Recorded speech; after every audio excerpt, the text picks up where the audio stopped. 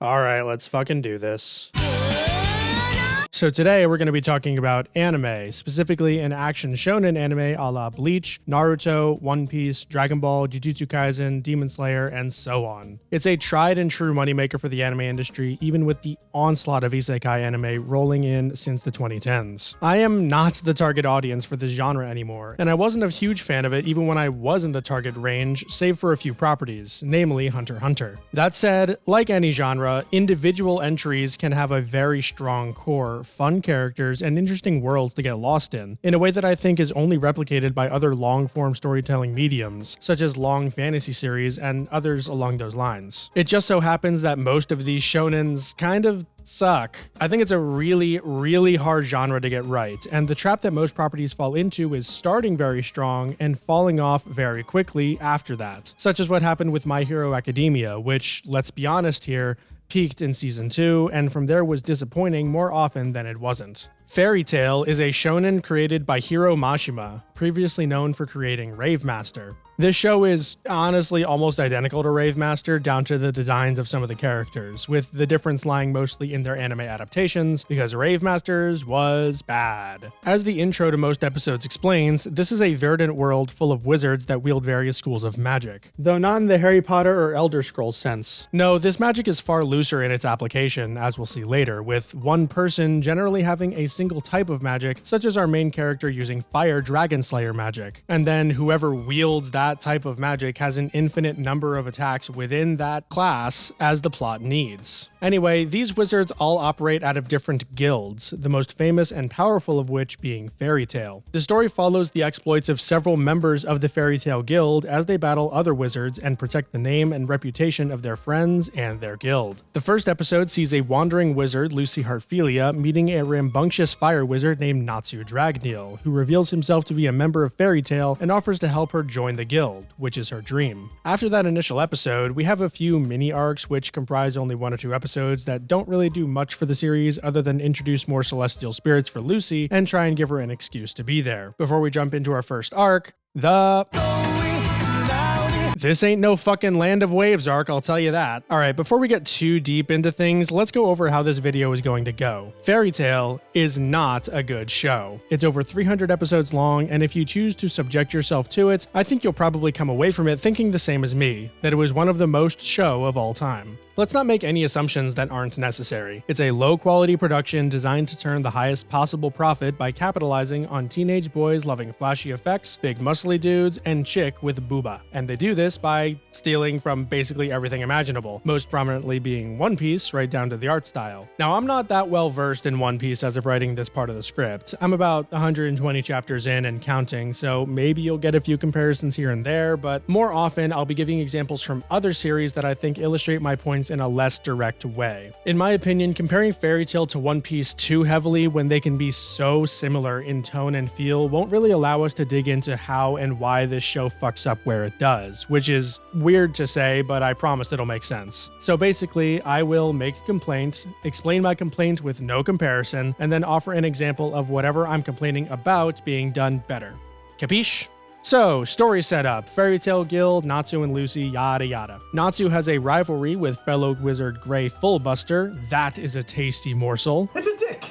But is forced to work with him because of his comical fear of the strongest female wizard in the guild, Erza Scarlet. The 3 plus Lucy are to track down members of a dark guild called Eisenwald, as they're up to no good. And boy oh boy, it turns out that they're naughty little children, because they're going to play a magical flute that kills anyone that hears its song. Don't ask me why the person that actually plays the flute would do so, considering they'd hear it and then die, because the show doesn't care either. In any case, Natsu beats up resident main bad guy Aragorn, while Fairy Tail's guildmaster Makarov talks down another villain from using the lullaby flute that the arc is named after, which would have been used to kill the other guildmasters present. And then a big demon pops out of the flute anyway that Natsu, Grey, and Erza have to beat up for a while. The end.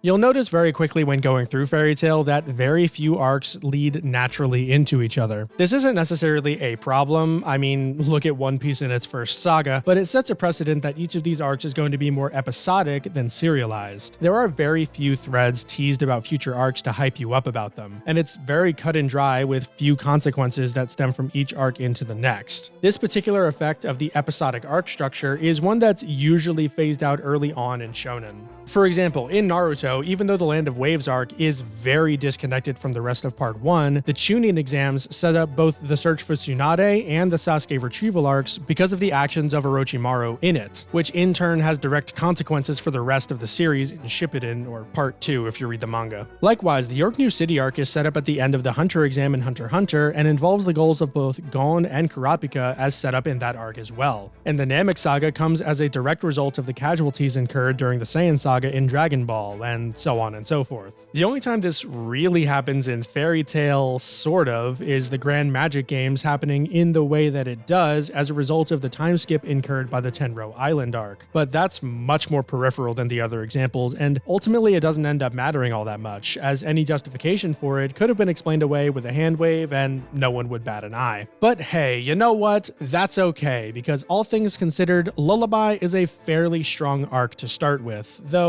it is extremely basic, only comprising around 4 episodes and being very bare-boned in its plot structure. The fights are short, sweet, and to the point. This Shikamaru-looking ass is a delectable villain lackey and way better than Aragorn, the main villain of the arc, but other than that, this one mostly serves as an introduction to both Gray and Urza's different magics, because the prior mini-arcs set up both Natsu and Lucy's very well. One disappointing thing about this arc is that it very quickly devolves into the power of friendship trope, and this is going to remain true for the majority of them going forward. The main character of the arc is going to be losing, and then they're going to get a motivational speech, or they'll flash back to a pivotal lesson they learned from a mentor, and then beat the bad guy because that's just what happens in these shows. It's tedious, but that's how Natsu defeats Aragorn, along with the flame of emotion. In Fairy Tail, not only are my friends my power, but so are my emotions, I guess.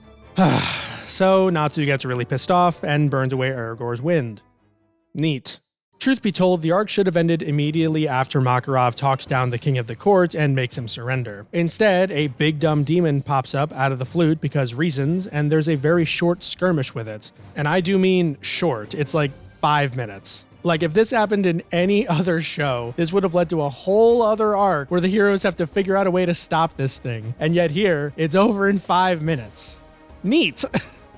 That's not even mentioning the structure of the arc, which is the heroes chasing Aragorn to a place, in this case being a train station, getting trapped, fighting his lackeys, and then fighting him on a bridge. It is a very basic structure that barely holds together, though the humor found within, while somewhat repetitive, is pretty funny at times, like when Urza's violent nature makes her headbutt everyone she's trying to interrogate for information. But guys, really, we have to judge this arc and all the rest based on one thing and one thing only. Is it cool? That's the draw of the show. None of it is going to make any sense. There's next to no setup to anything that happens past the first couple of arcs, and you know damn well I don't make videos about stuff that has good character development, so this is all that we're left with. And we get the flame of emotion. Yeah, okay, so the Lullaby arc isn't very good, but let's put things into perspective here. Fairy Tail is like a 2 out of 10. We can't be expecting much from it compared to these other shows. We're not going to get the depth of character of Hunter x Hunter or the superb buildup and payoff of Naruto. We are going to get surface-level stories with surface-level character and nothing more. Much like Kingdom Hearts, this is a series that is defined by its emotions above all else, and Fairy Tail is actually much more overt about that than anything else I've ever seen in my life. The poster child for this attitude is Natsu himself. He's brash, passionate, loud, obnoxious, and incredibly stupid while also being stupidly powerful. He is the definition of having 2 brain cells fighting for 3rd place, and that's okay. We know he's not going to develop, so we can appreciate how he is, at least this early on into the series. His gimmicks of motion sickness and petulant anger are endearing, his proclamations of friendship are genuine, and he's voiced by 2 incredible voice actors, Tetsuya Kakihara in Japanese and Todd Haberkorn in English, who lend an affability to the character that I think he lacks in the original manga. Alrighty! What do you say we head back to the guild? We got a problem. It ain't a problem! It's actually a lot of fun! You should try it! Yeah, come on, do it! じゃあ魔法じゃなきゃいいんだろう。大したことねえじゃねえか。外は使えんだろ。アドバイスサンキューな。Natsu's biggest issue throughout the show is that he's a very reactive character, when his personality would lead you to believe anything but. He's never actively seeking something or someone out to push the plot forward. He's always doing what he does either because he gets annoyed at someone, such as in the next arc, or more often because someone hurt or insulted his friends. I'll go much further into Natsu during the Tenro Island arc, where the show plays at actually developing him, but for now, I do like his Fire Dragon Slayer magic and think it was a good choice for a main power set. In battle manga, you tend to have a mix of scalable and non-scalable powers, and we're going to look at Naruto to see what I mean. Naruto's abilities scale very well, with his Nine-Tails chakra and his Rasengan able to grow and expand as the series needs him to improve, into the Rasen Shuriken, to the Odama Rasengan, stuff like that. The same can be said, though it's debatable how much of this was planned or made up on the spot by Kishimoto, for Sasuke's Sharingan abilities developing into the Mangekyo Sharingan, into the Eternal Mangekyo Sharingan, into the Rinnegan. Then you have characters like Shikamaru and Neji, who have interesting or powerful abilities early on when they're introduced in the Chunin exams, but who completely fall down the power scale without clever tactics by the time of the war arc near the end, due to their powers, in layman's terms, controlling people via their shadows and fast punching, not being scalable compared to the powers of the villains. Like, what is Neji supposed to do against pain? You feel me? Looking at Natsu, his abilities are flexible enough to be as strong as the plot needs. While I would very much like some actual development on them, such as Natsu working on developing a new spell, or maybe having a training arc to obtain a new form once he learns of it, I think for what Fairy Tail is trying to accomplish with his character, Natsu's powers are fine. That said, I have a complaint tangent. Alright, so at the end of this arc, Natsu enters this, like, super state because he's really pissed off and powered by friendship. The way the series frames it is incredibly similar to the way that it frames Naruto when he has the Nine-Tails chakra cloak against Haku in the Land of Waves. And my dumb brain got to thinking how cool, if completely aping off of that other series, to have the secret to Dragon Slayer magic be that Natsu essentially consumed his draconic father Igneal, and this was him tapping into that power. Nothing like this happens. It's just a visual thing. Natsu gets no development on his powers as the series continues. Okay, rant over. I unironically think that the super version of Goku is based more on Natsu than he is on Goku from Z. Don't at me.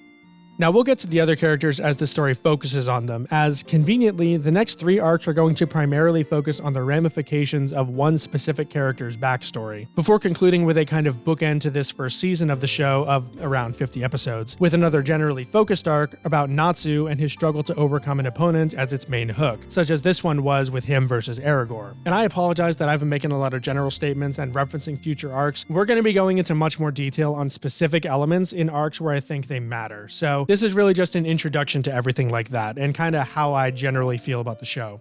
For now, though, let's look at the opening theme. Fairy Tail has 26 openings and endings, and we're gonna go through every single one. Not in great detail, but in enough to give my thoughts. Snow Fairy by Funkist is the first opening of Fairy Tail, and unlike every single one after this, at least in the show's first run, it doesn't match any specific arc, likely because this beginning stretch of the story is so scattershot that even the Lullaby Arc would barely even count. Again, it's like 4 episodes.